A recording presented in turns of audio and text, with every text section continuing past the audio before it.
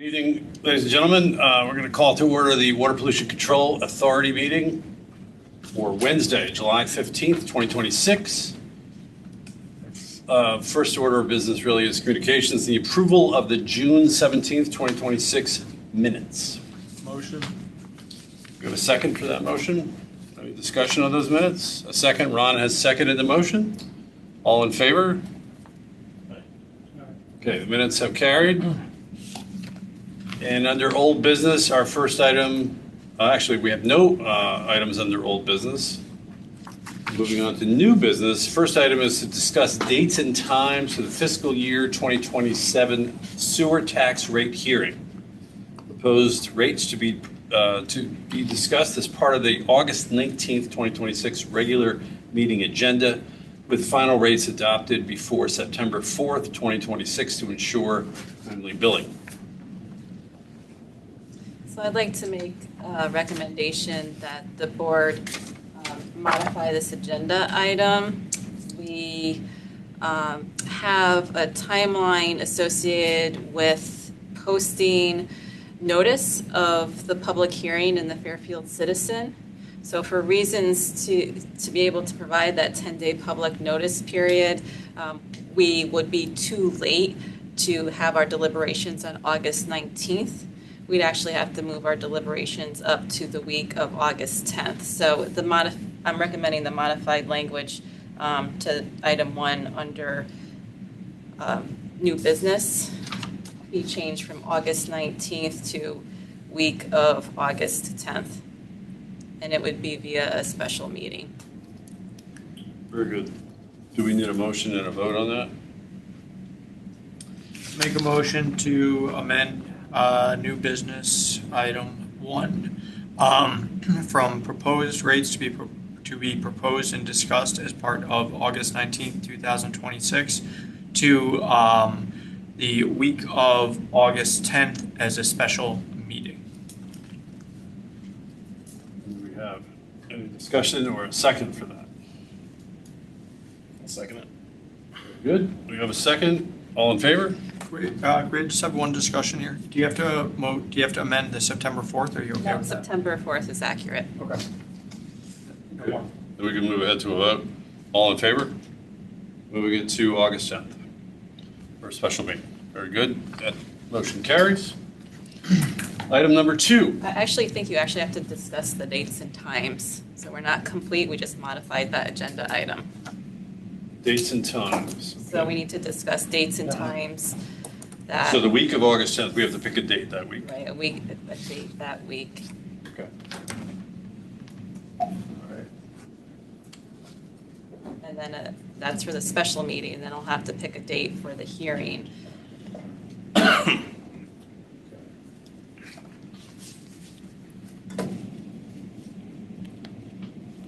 Can the special meeting be via Zoom, or does it have to be in person? Via Zoom. And does Wednesday work? It would be the 12th of August. That'd be the 12th of August, 7 p.m. Works for me. John? Okay. Very good. 8/12, 7 p.m. That would be our special meeting. And the hearing date would need to be the week of August 31st, but before September 4th that week. August 31st. Sorry, say that last part again? So it would need to be any day of the week of August 31st, including the 31st, but not September 4th. Okay. So then that Wednesday would be the 26th. Is that too soon? That's too soon. So the earliest it could be is August 31st. So On it could be the Monday. 31st, it could be September 1st, 2nd, or 3rd. Okay. We can make it September 2nd, which is a Wednesday. Does that work?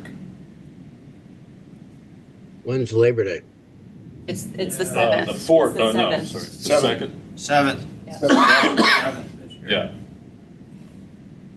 Labor Day is the 7th of September.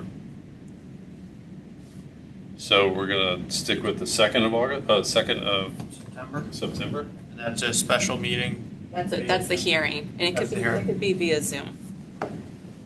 Via Zoom, okay. Is everyone clear on that one?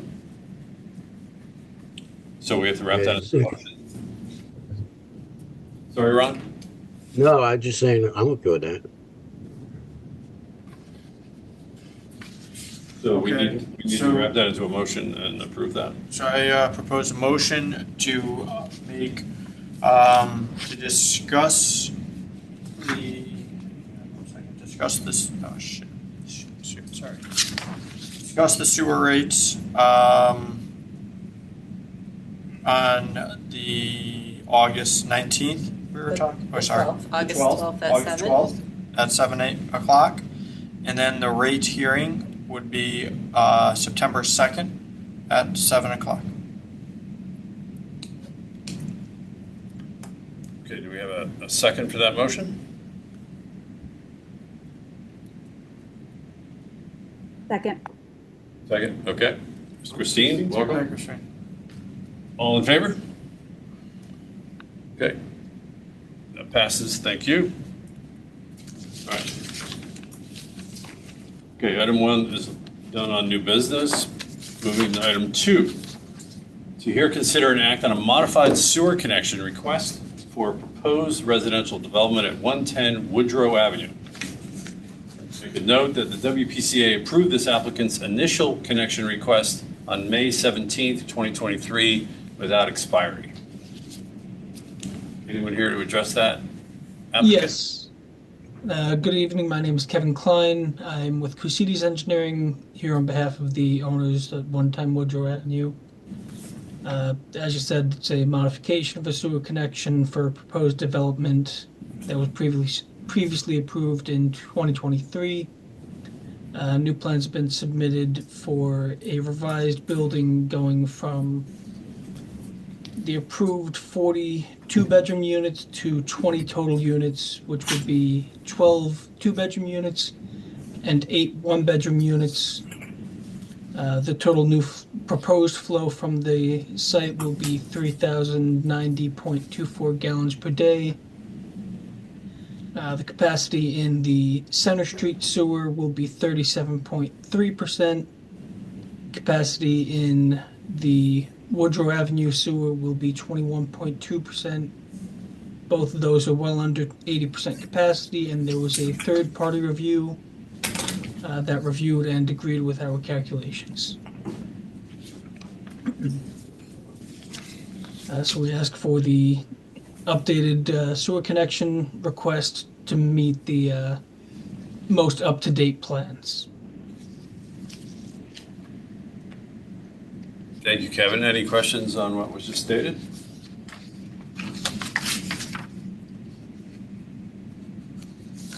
We're looking at the backup, Kevin. Just give us a minute here. Sure, take your time.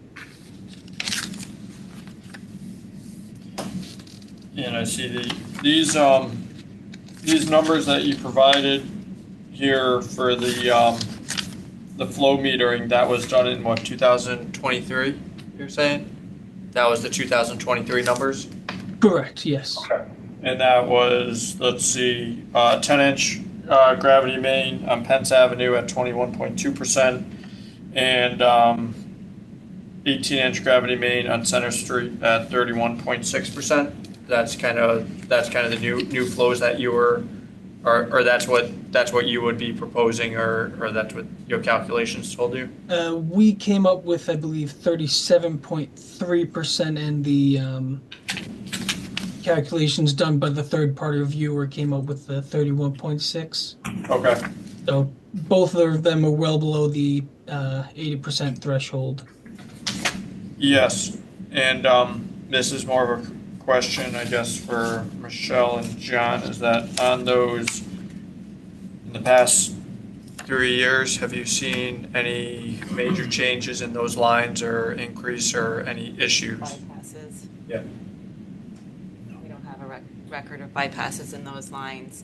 So what the commission would be deliberating on this is the modification to the approval from 2023, but also a variance from the flow metering required by Section 233 of our rules and regulations. Based on there is no expiry associated with the validity period that was granted by the commission in 2023. Would, and I'm not an attorney, but would this, could we just put a whole new just put all this into a new motion, not amend the prior one?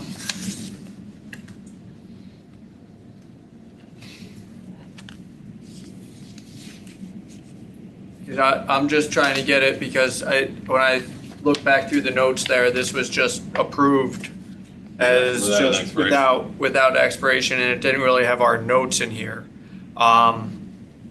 So I would prefer to put it into a new motion, but I don't know what So the you can't, what you attorneys. can't change what the previous approval. So you can't change the previous approval is what legal counsel has told us. So that validity period for what was previously approved, you can't go back in time and say that expires on such and such a date.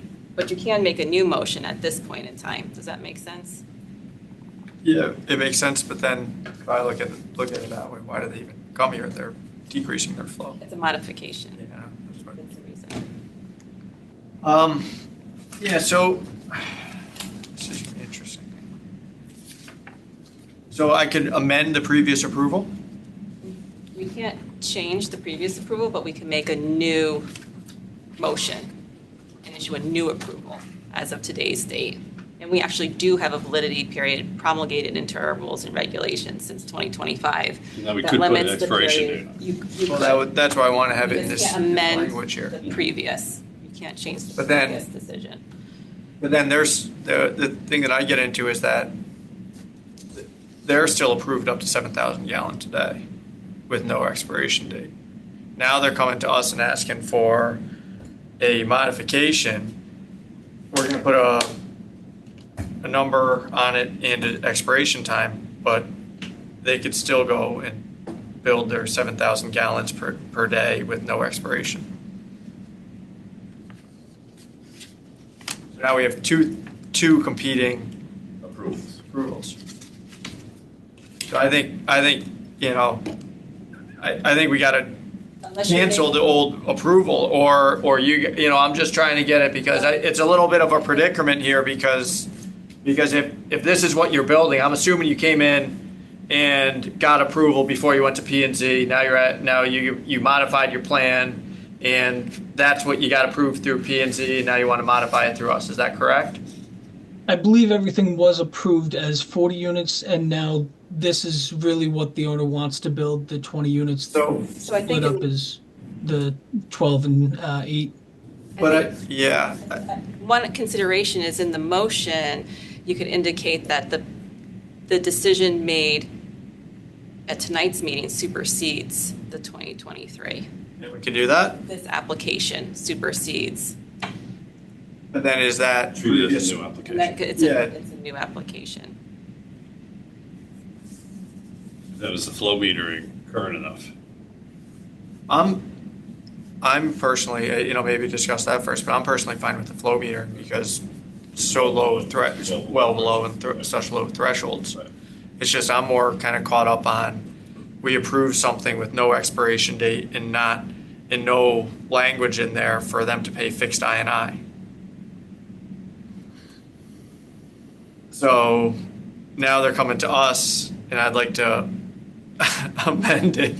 Give them a new date. Give them a new date in that, so then at least it goes to that, but as an applicant, are they willing for us to do that? Because right now they could go up to 7,000 gallons. But again, the decision that you're making this evening would supersede the 2023 decision. They're coming in with a modified application for us to make a decision on. You could potentially deny that application. Yeah. Make them resubmit. Well, there's in there. They are resubmitting. They're already resubmitting, Yeah. so wouldn't it just be, you know, amendment, you know, this would amend the previous approval? I'm just trying to put the previous approval, just saying, you know, we're gonna allow the proposed development at, 110 Woodrow. Woodrow Avenue, this new approval would supersede previous approval dated then. Would that be acceptable to throw out there? Is that acceptable to throw out there? I think that would be acceptable, yes. Okay. Can I make that I think motion? administratively, that would be the path. Okay. Yeah, sounds good. Okay. So I gotta make it. I would make a motion to allow the proposed development at 110 Woodrow Avenue, which was previously approved on May 17th, 2023 at our regular held meeting. This new approval will supersede the old approval. The new approval is comprised of 8 one-bedroom units and 12 two-bedroom units with an estimated average daily flow of 3,090 gallons per day to connect to the Fairfield sewer system. The approval will be valid for 2 years from today. After 2 years, the applicant must reapply for the extended approval. If an extension of time is requested, the WPCA, at its sole discretion, may require an updated sewer capacity analysis. The applicant will be required to pay the I&I fees in effect at the time the permits are issued, and the fixed I&I will be waived for the project if the permits are issued within the initial 2-year approval. Make sense? We have a second on that motion. Okay, we have a second. All in favor? Aye. Very good. Unanimous? Thank you. Thank you. Thank you very much. Have a good night. Item number 3, to hear, consider, and act on a request to waive the I&I abatement fee of $11,155.77 for the proposed replacement of 2 existing residential single-family homes with 2 duplexes, each containing 2 two-bedroom, 1-bathroom units by the town of Fairfield and Habitat Humanity of coastal Fairfield County at 385 and 409 Quincy Street. Anyone here to address that property? Yes, sir. Good evening, board, staff. Mark Barnhart, Director of Community Economic Development for the town of Fairfield. We are the owner of the property and sponsor of this project. I'm here on behalf of the town as well as our development partner, Habitat for Humanity. We're proposing, as indicated, to replace 2 existing single-family homes, 3-bedroom, 1-bath units, both of which were deed restricted as affordable home ownership units as part of the Navy Housing Complex off of Reef Road. We're proposing to, we have already demolished those units and replaced them with 2 duplexes. They are 4-bedroom, 2-bath units each, not 2-bedroom. Thank you. We are proposing, we have entered into a ground lease with Habitat to perform this work. The town acquired the property, is essentially donating the land to Habitat in order to further our affordable housing goals. We also undertook the demolition and site clearance activity at our expense, all of which we're helping to subsidize the project so that we can keep this affordable. So that's in essence what we're here to do is ask for your consideration to potentially waive the I&I fee for this project so that again we can provide affordable home ownership opportunities here. Even with Habitat's model, which relies upon donated labor and are donating the land and leading the demolition and abatement necessary, we're still going to be constructing these units at a loss based on the restricted sale price. But that's the nature of what we're doing. So again, we'd ask for your consideration if you're able to grant that. And thank you very much for the time. I'm here with Kevin Moore. I should have introduced Kevin before. Kevin is with Habitat for Humanity. I'm sure he can he can answer any questions related to the construction of the project. Thank you. Again, I'll be happy to answer any questions you may have at this time. Does the committee have any questions on these units on Quincy Street?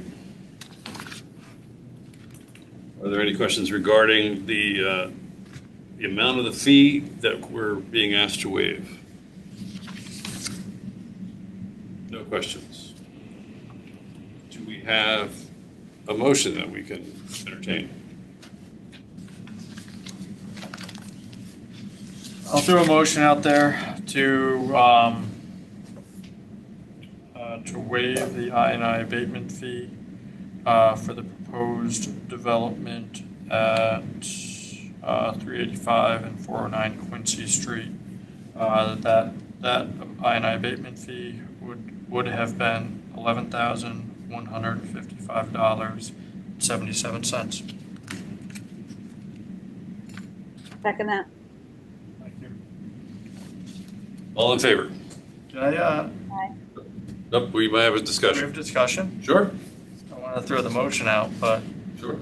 what do we, I am totally for Habitat for Humanity, and please don't take this the wrong way, but it's kind of two different things in my mind, that the I&I abatement is to pay for the new, that goes into the sewer department, so kind of like it's taken out of the rest of the ratepayers for this. So the rest of the ratepayers are going to be responsible for that. And I know we readjusted the rates for the last affordable housing unit from when it was approved last, but they still had to pay the I&I abatement fee. And my feeling is that can we adjust it other ways, not the I&I abatement fee, because that to me seems like that's kind of like a given. Because it gets spread across the rest of the ratepayers. Yeah, and it's kind of like, hey, this is what it is to connect to the sewer system. This is what it's going to cost, just as our I&I, that, hey, we're trying to reduce the I&I. This is what every person has to pay. And are we setting a precedent of doing this? And okay, so now we have Habitat for Humanity. This is 100% affordable units here. So now we're going to go into, okay, well, we have a 830G and there's 20% affordable. You just let 100% affordable, so now can I get a 20% reduction on my I&I since they're affordable? So it creates a precedent. And just throwing it out here is that I am very for helping out these projects, and I think they need help, and I'm very grateful that the town has stepped up and done this, but I just don't want to set a precedent, and we've reduced one from, and it was quite a significant number. I think it was like 60,000. Yeah, it was like 100, I think it was over 100,000. Correct. At that point. And now we're saying, well, we're going to waive this one too. So, and I don't know how everyone else feels about it, and I'm kind of on the fence with it too. I just don't want to have a set a statement here that anything that comes in that's affordable with the town, that we're going to waive the abatement because we're promoting affordable where they're still discharging into our sewer system. Mark has a comment. If I could just respond to point out a few distinctions about this project versus perhaps some others that you were considering. The town is the owner of this property. We're ground leasing it to Habitat on our development agreement. The development agreement specified that we would work with our development partner to exercise some discretion and waive fees where appropriate. It doesn't mean that you have to. That's why we're making the request. But I think that's different from other projects that you may have considered, where you were considering reducing the fee based on a prior approval or prior regimen. In that case, it was no doubt it was affordable. It was undertaken by a nonprofit housing developer, the Housing Corporation. But the town is not the actual sponsor of that project. We're not the owner of the property. And we didn't enter into a development agreement that indicated that we'd work with our development partner to try to alleviate some of these fees. I do think, I understand the concern about precedent. We did make this request previously on behalf of another project where the town was involved with Habitat, Greenfield Street. You were gracious enough to grant that. I said at the time, I think these things have to be adjudicated or decided on a case-by-case basis. But I do think there are some key differences between this, certainly in an 830G project, which is undertaken by a private for-profit developer, of which only a portion are affordable. There's some key differences here that I think merit special consideration, but it is Principally up to because you. of town ownership. So the town, Yes. the town owns the property. You own the And property, they're we'll leasing ground it. lease it in These units are perpetuity. these units are for lease or for sale? They will be for sale, but they will be assigned, the ground lease will be assigned through Habitat to the owner. So the town will be the owner of the property in perpetuity.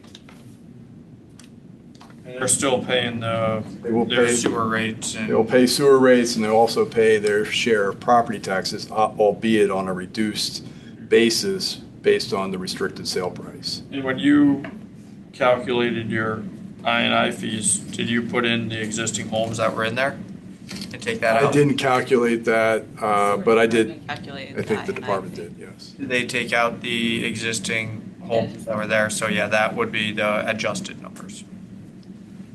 The calculation is right here. Yeah, that's Yeah, that's the reduction of 386 gallons per day. Right. I'm okay with this. I just think that don't overkill it. I mean, Habitat is a great organization. That's my feeling, and they do wonderful things for wonderful people. Key though is that the point I was going to make before wasn't really related to that. It was related to in most projects you have to have a not to exceed. In other words, if you're waiving the fee for I&I, can it change? Or are we going to approve it up to 11,155? Yeah, that's what I'm getting at. Or Could it To change in that. the future though? Why would it change? we have unless we change our I&I fees. It's the one-time payment. Yeah, and I think they've already been approved, so they have the approval that says required to pay the I&I fees in effect at the time. The permit. Okay. Okay. This is the amount at the time, so. I'm assuming have the permits been issued yet? Foundation, yes. Yeah. So that's where you're coming in. The I&I fees would have We're been. already signed off on building permits. Cool. Does that satisfy the open question or do you want to take it from a different angle? I'm comfortable with it based on the points that Mark pointed out. Being owned by the town, I think it's different than some of the other ones we were gonna look Yeah, at. 100% town ownership is a whole different structure, so. I think so. Again, another consideration similar to the decision that was made by the commission in April of this past year for another property. I think that was Fairfield Housing Authority, where we offered a reduction in the initially calculated I&I fee. Our I&I abatement policy, which is promulgated into our rules, does allow for us to impart that type of flexibility for these decisions. Does it set precedents? I think precedence has been set prior to tonight's decision for this type This class of property. development, this class. So something to consider. We've been talking about possible changes to our I&I abatement policy. One thing to consider is being more firm and clear about certain classifications of development and what they may be subject to when it comes to I&I fees, Yeah. flexibility purposes. Any other questions or points? I support this as well. The town is, we're fostering this relationship with Habitat for Humanity. We're thrilled to have these developments on Quincy Street, and I would ask the commission for the support of this. Thank you, Christine. Any other points or questions? Can we move to that motion? We have a motion on the table. Move to a vote. All in favor? 1, 2, 3, 4, 5. Unanimous. Thank you very much. Thank you. Thank you very much. Thank you. Gentlemen. Thank you. Item number 4, to hear, consider and act on a sewer connection request with the exemption from flow metering for a proposed residential addition to an existing commercial development located at 525 Tungus Hill Road. Who's here to address that one? Someone on- I'm here, Mr. Chairman. My name is Robert Weway. I'm a licensed professional engineer, and we're working through this project. Hill Road. There is an existing single-story commercial building on the property as it presently exists. At 9 Hatfield. Proposed project. Hey, Bob, Yeah. you're breaking up a little bit here. It's a little tough to hear you. Is there a better connection that you can do? Your voice is cutting in and out, Bob, yeah. Yeah, let's try that then. Yeah, so we have the addition to the property is a proposed second story.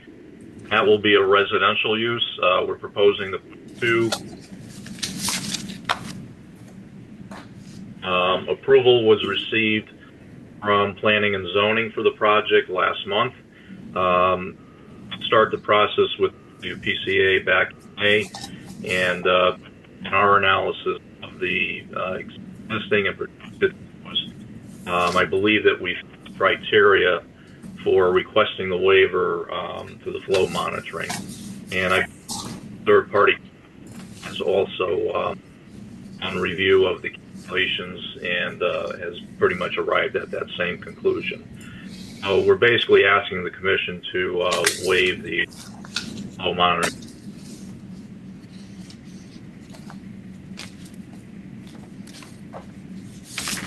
Okay, that's helpful, thank you. And it looks like their capacity threshold here is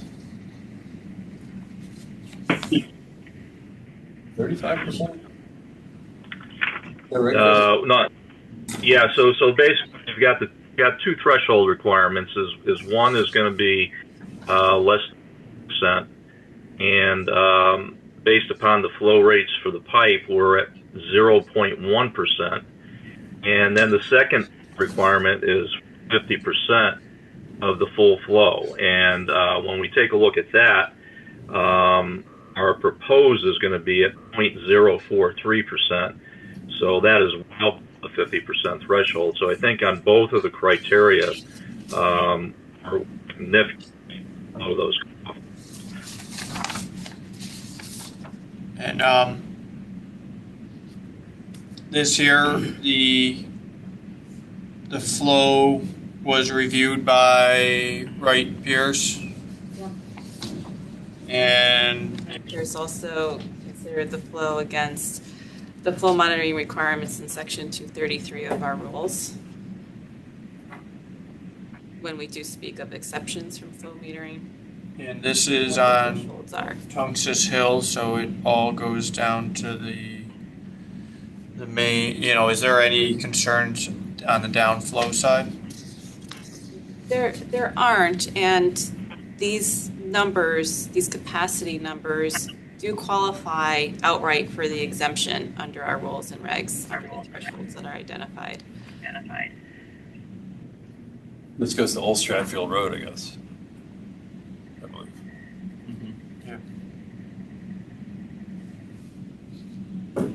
So, what are we looking for here? We're looking for an exemption request, An approval to connect. and then for the approval to connect. So, With an exemption of flow. With flow approval. meter. exemption of flow metering.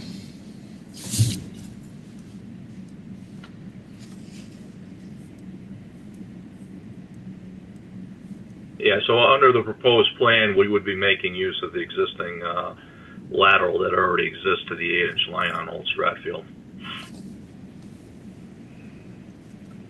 Okay, and this,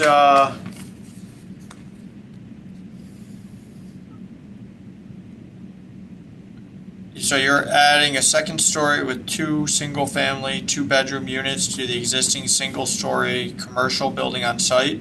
So is this going to be commercial on the bottom and then residential up on top? Yes, and that's why when we went under planning and zoning, we're going for mixed use. So the commercial use will remain, and we're adding residential use on the second floor. Okay, so you're adding 2 single-family and 2-bedroom units to the existing, and then you're increasing the average peak flow.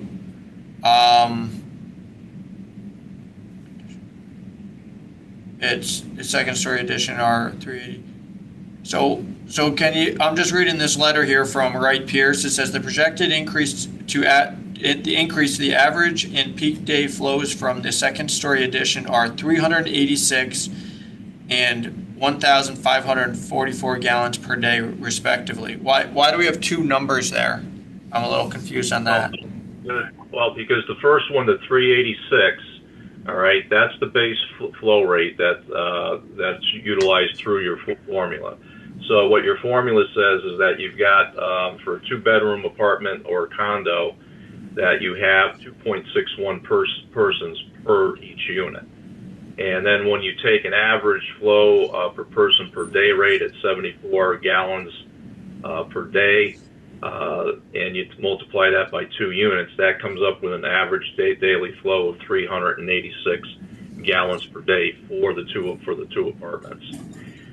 When you apply the peaking factor, which is peaking factor 4, that brings that up. That brings that number up, and I think that's the 1,000 number that he's mentioning in his report. We usually use the peaking factor number, correct, with the approvals, because that's the flow that we're approving. Part of our capacity. That's Right. part of our, correct. So, So the number that I want to use in this motion would be 1,544 gallons. 1544, yeah. Okay.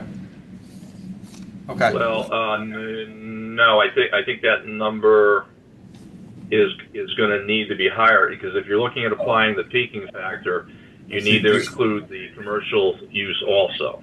Well, but So if we take the 2 apartments and also add in the retail, because the retail is generating 267 gallons per day on the first floor.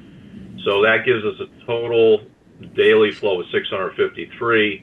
And if we apply the peaking factor to that, that comes out to 2612. And just as a clarification, do we need to add the commercial on the bottom since it's already existing? Why do we have to throw that in there?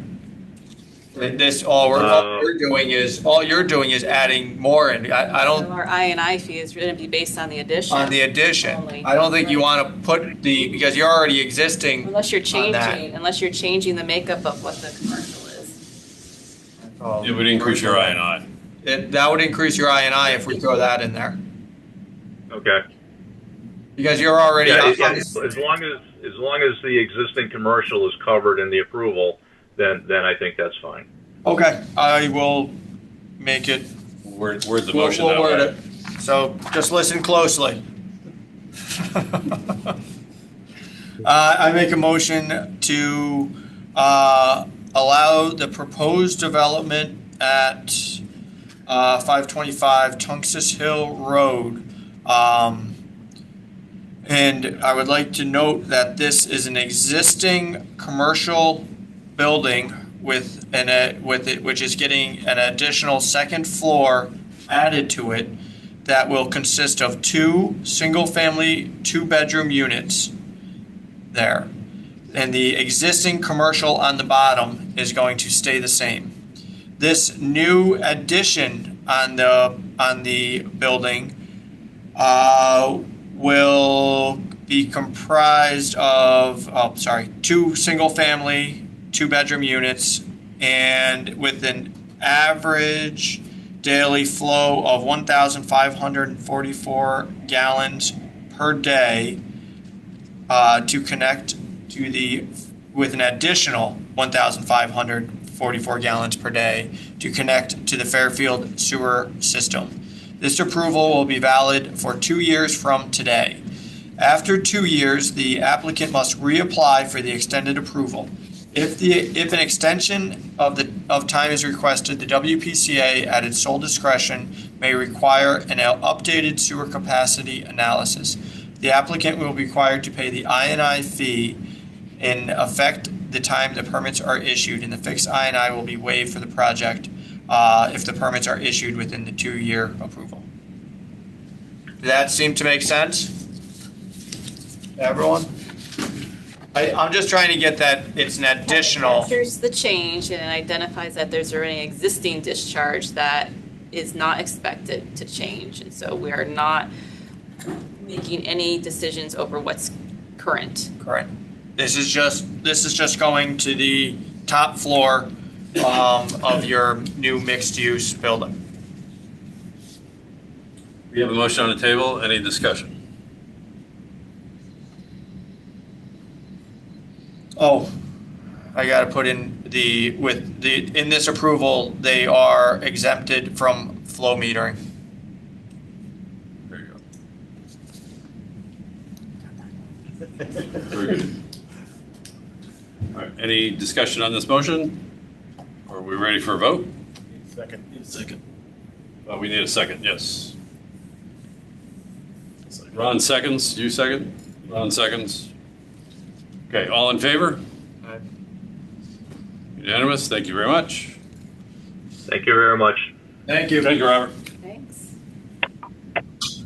Okay, last item on the new business, to hear, consider, and act on a sewer connection request for proposed residential development at 1 and 59 Post Road. And who do we have to address this project? Yes, good evening. My name is Jim Rotundo. I'm a licensed professional engineer with Pereira Engineering. I'm here representing the owner, One Post Road LLC. Also here with us virtually is Ray Rizzio, who is a member of One Post Road LLC. Ray, you want to give an intro, or you just want me to? Wait, Jim, go ahead. I mean, that's fine. I'll add it if you need anything. Okay. So Ray, in this case, you're one of the owners, you're not acting counsel. Owner and counsel, but I can't charge, so that's be it as it may. Okay, good enough. This is a project that has a little history behind it. Just to summarize, this is there was a project that was approved in 2017 by the town agencies and also the WPCA. It was for a 20-unit residential building consisting of 2 one-bedroom units and 18 two-bedroom units. A second application was approved in 2021, and that was for a daycare facility. That project never went forward.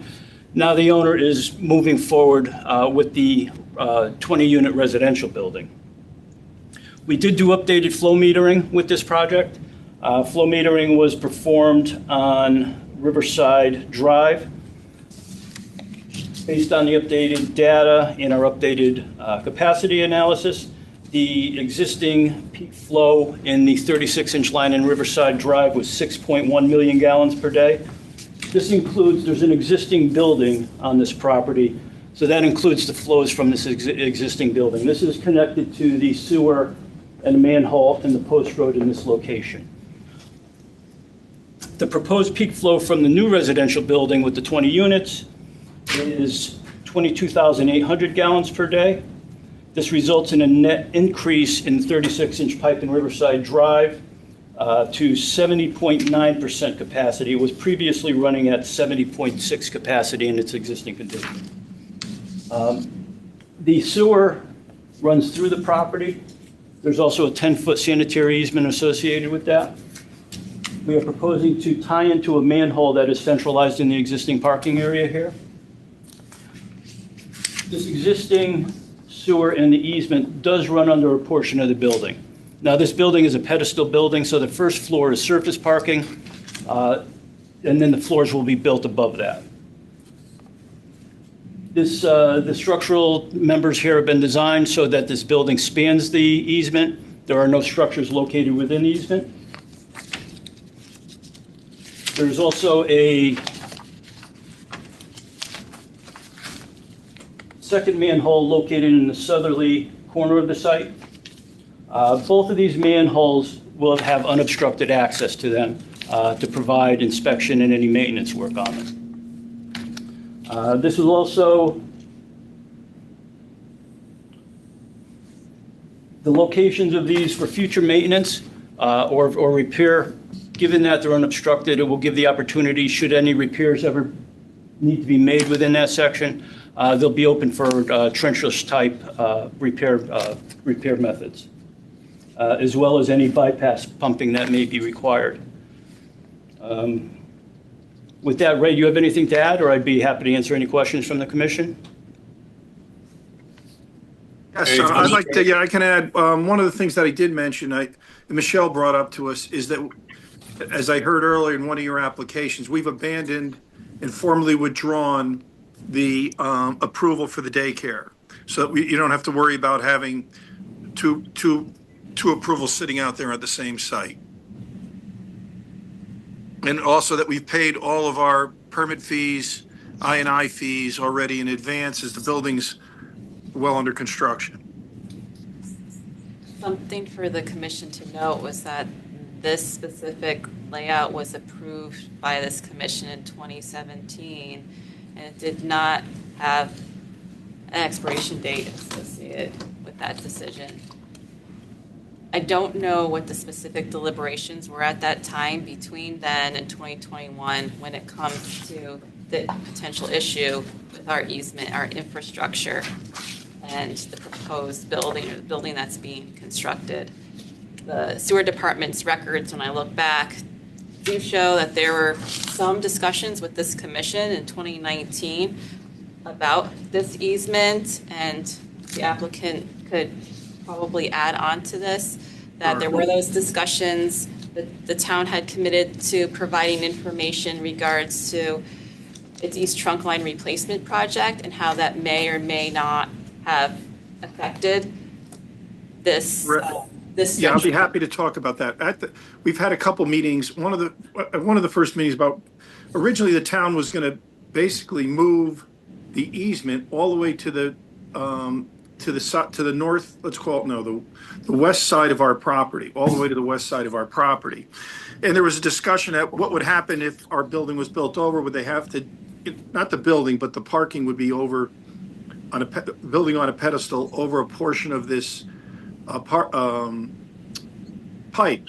But the idea at that point was the pipe, it was not a worry because the pipe, at least the town's position was they were going to fill the pipe with cement and not dig the pipe up. We always committed to having the town having full access, unobstructed access at all times. We have worked closely with the town on this. We were one of the few people that have probably actually agreed to a change in the easement, and we're looking for any kind of condemnation award. The town and I, we've had a very good relationship with regard to the town at this project. And as I said, this exact layout with the sewer in place was approved in 2017. And as I said, there was that discussion about what would happen if the easement moved. And it was not a concern of the town because, like I said, they were never going to dig that pipe up. They were going to fill it with cement. That plan, just for the commission's knowledge, has since been abandoned by the town. It's not going to be filled with cement. Correct. I think they're not going to move the pipe. Is that correct, Michelle? Yeah, that's correct. We're not abandoning, we're not moving. Do we have any concerns with the parking deck over, even though it's not, it straddles the pipe, it's not built up over the pipe, but is there any concern about being able to maintain or rectify a problem with that pipe under that building? And I'm asking the commission members, right? Okay. That 8'4" and the 9'5" clearance on there, that's the height underneath? That's correct. On the northerly side of the building, front side of the building, there's about 8.5 foot clearance. On the side of the building, there's about 9.5 foot clearance. That whole section there is pedestal? That's correct. This is The entire thing? This is all underneath parking. There is an island here, but other than that, there's no structures in that easement area.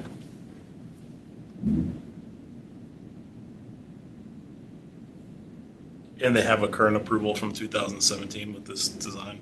Correct. Without an expiration. Without an expiration, okay. That's correct. And with the building and the pipe in that place. Correct. Just a general, I guess, question here is that I see that it's already being constructed here. But then, if it's already being constructed, I'm assuming that you already have your sewer approval, so why are you here? Honestly, Michelle has been since there was a discussion about whether this approval had been, had any expiration or how the town was handling expiration dates. We work with the department, agreed to go ahead and do current flow monitoring so that you guys would be comfortable, even though I don't necessarily think we needed to, but in a mode of cooperation and to get the building going, we gave you did current flow monitoring, and then we were allowed to proceed with our construction, provided that flow monitoring was not an issue and that we would not, in effect, close up the building until such time as we got back before the WPCA. And we're about at that point right now.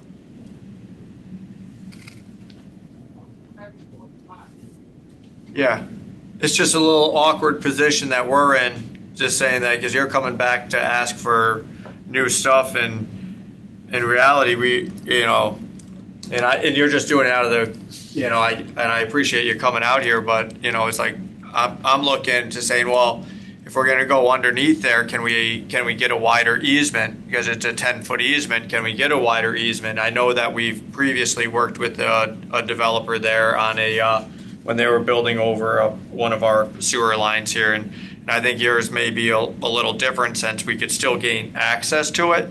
But right now is we only have a 10-foot wide easement under that. So if we still got to gain access to it, that's still going to be a little tough on a 10-foot wide easement. All you've ever had for 30 years is a 10-foot easement. No, that's correct. That's correct. And I'm not disagreeing with that, but usually our easements are unobstructed. Now it's become obstructive. Look, what happened was, and I know this case came down where it said that there was no expiration dates. There was, we always thought our approval was valid. We were seeking our building permit. As excess of caution, we went and agreed to do the flow monitoring and present that information back to the town. I don't think we need a new approval, but it's what we agreed to so that the project could continue to move ahead, that we would do the additional flow monitoring. It's clear to me that 2017 approval is valid.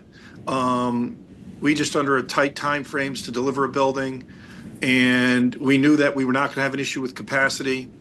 If there's an issue with capacity there, it's an issue. It's the start of the line. We're okay. As long as we're allowed to proceed with our construction, I'm comfortable going either way if the town feels uncomfortable issuing a new approval. Our 2017 approval is valid. We have just been trying to cooperate every step of the way. Yeah, no, and I appreciate that. I'm just looking at, okay, well, so now if we do have to get in there and service the pipe, it's our main 36-inch sewer main that comes through there. We're doing work, I think, on the upstream side of that. We're doing quite a bit of work. We know there's capacity issues on the upstream side. We're at 70% now of capacity of that there. So and kind of, Jim, I was looking, at the plans there. That looks like what is about 8 feet down the 36-inch line there. What's the depth of the 36-inch line there? Yeah, it may be a little deeper, 9 to 10 feet in this manhole area here. But I'm assuming that we're going to be doing trench there, not trenchless, because that would probably be prohibitively expensive doing trenchless if we could throw a trench box in there and dig it. But, keep in mind, it's only a very small corner of the building, and you would have to have an issue like in that very corner, and that's about it. Or can't imagine you're going to dig up the entire pipe, because at least it was told to us if the pipe had to be replaced, they're not going to replace the pipe. They're going to fill it. Well, right now we're replacing a pipe that's upstream of it, there, and I think we always have issues with with our grades. Kind of, we're already so tight on the pitch on the pipe. Is that I think right now we're moving the pipe into the street there, from the wetlands there, and I'm just looking at it to saying, okay, well, you're building the building over it. I understand that there, and that's great that we could get under it there. But I'm assuming that if we have a major issue in the pipe, I think the pipe is pretty old. Well, I can tell you, I mean, if there's an issue with the pipe, well, we would do everything we could to cooperate. I mean, if there's an issue with the pipe, there's an issue with our building, and we're going to do all we can to give the town the ability to make whatever repairs they need. I'm just looking at it to saying, is the 10-foot wide easement, can we agree to like a 15-foot wide easement there, just so at least we know that we have legitimate access to this pipe. I mean, it's already built. The building's built. The building's up. I know it is. And I don't see that there's any reason to expand that. But then if we're going to have to go in and replace the pipe, I'm assuming that we're going to have to be under the building then and dig it out. And that's the way the WPCA approved it. Yeah. And So I'm I mean, just if you want us to assuming stick, that- if you want us to stick by our 2017 approval, we're comfortable with that. No, I'm just trying to see is that, okay, well, if we're going to have to go in and service our lines, how are we going to do it? So it sounds to me, Chris, that possibly what you may be recommending is that this applicant provide additional proof of the statements that they're asserting to this evening in regards to available repair technologies, adequate room to actually go in with equipment to perform the repair technologies, and then there was a statement made about availability in room to bypass, and not that I've seen on the sewer department's record that we have a bypass plan that had been provided in 2017. These are just some ideas that I'm putting out there to the commission to consider, recognizing that this has been approved. There was no expiration date associated with the approval. The building has progressed based on a valid approval being in place. This is on tonight's agenda because there was a decision, there was approval made for an alternate structure and activity at this location to connect to our sanitary sewer system that has to be sunset and taken off the record and replaced with the 2017 original approval Which we have withdrawn, the daycare center approval. Yeah. Here's the other issue was staff thought that we were subject to the 2-year limitation. We didn't believe we were, but rather than continue to fight, we agreed to just go out and get our flow monitoring done. I think it's pretty clear from the courts and from everywhere else that if there's not an expiration date and it wasn't in your regs at the time, that the approval's valid. So we've just done everything we can to cooperate, give you the new knowledge that you can, but I don't really think we need to go beyond our 2017 approval. I mean, that's the way you've been treating it going forward with everyone else. I understand that, and I just don't want to make, as a commission now, that was done in 2017. I'm not arguing with you. That was the approval that was done. I just don't want to make a new approval without the knowledge of saying, okay, well, what are we going to get? What are we for you here? I guess, would you rather us just withdraw this and we'll live with the 2017 approval? Well, I'm not, and this is more to the commission here, because I don't want to be sitting here saying, 5 years down the line, why did they make this approval? It's like, hey, what was done was in 2017, but I don't feel comfortable making something else here if we don't have all the information on saying, okay, well, how are we going to get into this easement with the building over it now? That's a question I have before I even discuss anything. How are we going to get into it with an easement over it now? What was done in 2017, but I don't feel comfortable going forward now as just as a purview of the WPCA as a new motion. New motion. Well, then just if we're fine moving forward. We did this because the staff told us that we had that our approval expired, and we disagreed with it. So that we could continue with our building permit, we went ahead and did all these approvals, even though I didn't think we needed to. That's why we went out and got the additional flow monitor. We didn't need to spend money for additional flow monitoring. I guarantee you, people who valid, valid approvals with no expiration date aren't going out and doing new flow monitoring. So we've done everything we can. We're happy to live with the 2017 approval, and just leave it at that. I don't know that there's anything that can be done anyway, because it's pretty settled that 2017 approval is valid. One thing I just hate to get punished now for trying to. No, I'm not. Ray, trust me on this. I'm not trying to. I just don't want to have put something out there, and I'm not arguing with you on that. And I know you're trying to move this forward, and I appreciate that. And I think you were probably told from the staff, hey, let's bring this forward and do it. It's just I don't want to put ourselves as the commission into an awkward position to saying, well, we're approving this, and when in my mind, if you're already approved, you're already approved. That's what that's. I agree with you, and we're happy to leave the 2017 approval. So one thing to consider is modifying this item on the agenda to, rather than read as acting on a new connection to the sanitary sewer, a proposed connection, that this is actually the acknowledgement of a 2017 approval of this very same connection and the sunsetting of the 2021 approval of the daycare facility, that this applicant has submitted a request to rescind. We're just updating the status really of the 2017 approval. Yeah.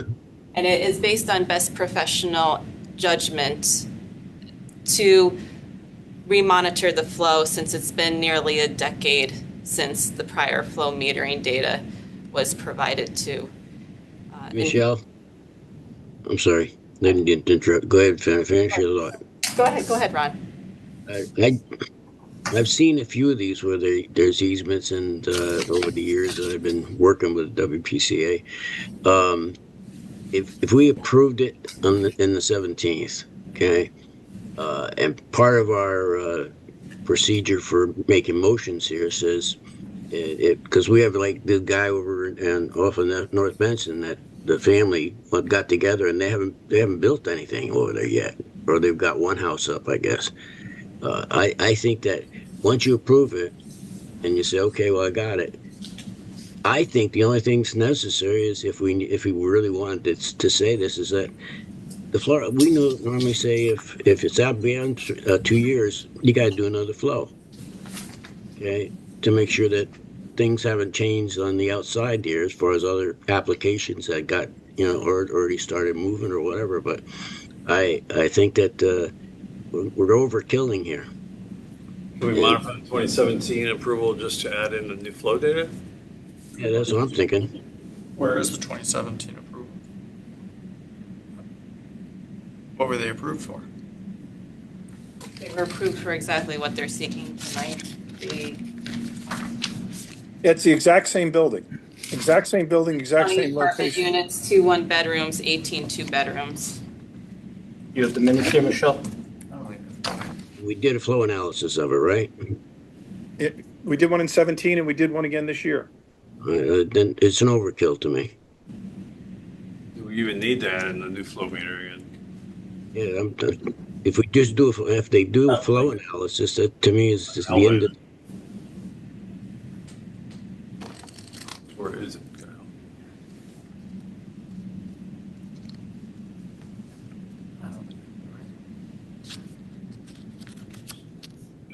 Do we need to add the new flow metering, or can we just live it the way it is? The flow metering is for operational knowledge, operational purposes, and understanding to ensure that capacity is still available Yeah. Agree. Been almost 10 years. Still there. Then go to the original approval. And then they've already submitted a request to rescind their 2021 application for the daycare center. It's acknowledging that, so we could get it off our record. So we should just, Did that one have a expiration date on it? It did, well, actually, you know what, maybe we don't, it was 2-year. Well, 2021, so you're correct. Yeah, so it Expired expired. in 2023. that one came off already. we don't have to rescind that one. So we just stay with what we had. Status quo. And Ray, you're good with if we let it stand the way it is? Sure. Like I said, this all came up through the building permit process. Michelle has been great to work with. Staff's been good to work with, and we're all just trying to do this out of caution. And I understand commission's current, since there's a whole different commission or some different commissioners that you have these concerns, but, we're good. Okay. Yeah, I have a concern with setting a precedent, Raven. Just kind of on my backside there. So, and I think you're good. You don't have to do anything. Great, thank you. The only thing I will do, Michelle, if you can just note that the limitation that we can continue with construction is just noted for the records. I don't want somebody to say, hey, wait a second, you've gone too far with your construction. So I think that's noted on tonight's public record. Okay, I'm fine. And, yeah. I'm fine. We've all made it clear. Given that Thank you. Thanks, folks. I'm sorry for this misunderstanding and putting everybody through this, but when this building permit came through, it was at an awkward time with regard to discussion of expirations, and we feel very well settled in the position the commission's taken tonight. Because we have the first selectman on the line, Christine, any comments or questions? I understand the commission's concerns, but I think that I'm comfortable moving this forward, letting the 2017 stand, and just let the minutes reflect that the commission was good with this course of action.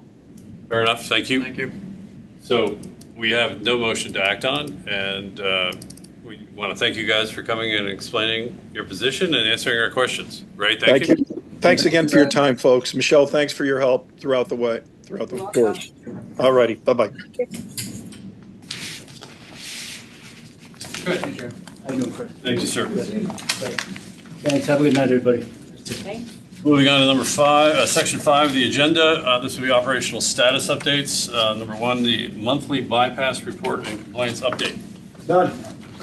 Whoa. Therefore, nothing to report. Nothing to report, sir. Good. Item number 6, capital improvement projects update. Number 1, fiscal year 27 capital planning schedule. So I just wanted to give this commission an update that the town's schedule for its capital planning workshop has changed, not the workshop itself. So annually, this typically occurs in mid-September. That date is still on the calendar. However, my understanding is now it's a quick succession through the Board of Select Persons and the Board of Finance to receive the authorization to proceed on what's currently unauthorized projects for the next fiscal year. And so instead of us holding our capital planning workshop in mid-September and then holding until late winter to go in front of the Board of Finance, we're actually doing that in quick succession the following week. So I just wanted to let the board know, because any changes to our capital plan, our capital plan is going to come to this board on the 16th. Very good, thank you. Any questions about that?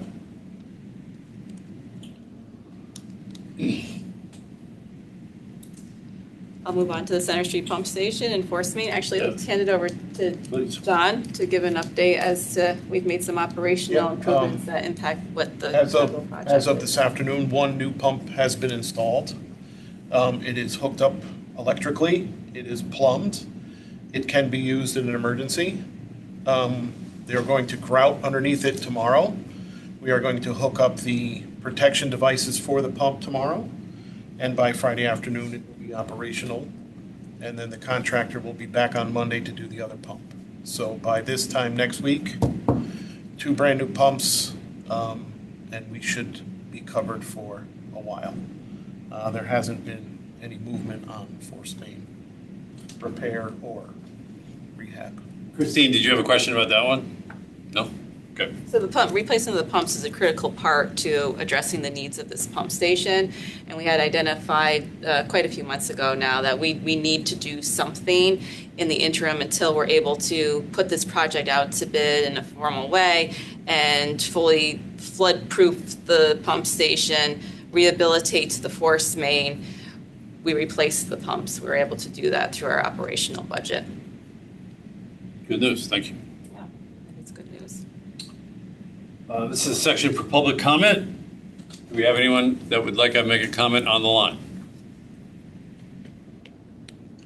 Hearing none, we'd like to move for a motion for adjournment. Motion. Second? All in favor? Thank you very much. Call this Thank meeting to you. a close. Good night. Good night, everyone.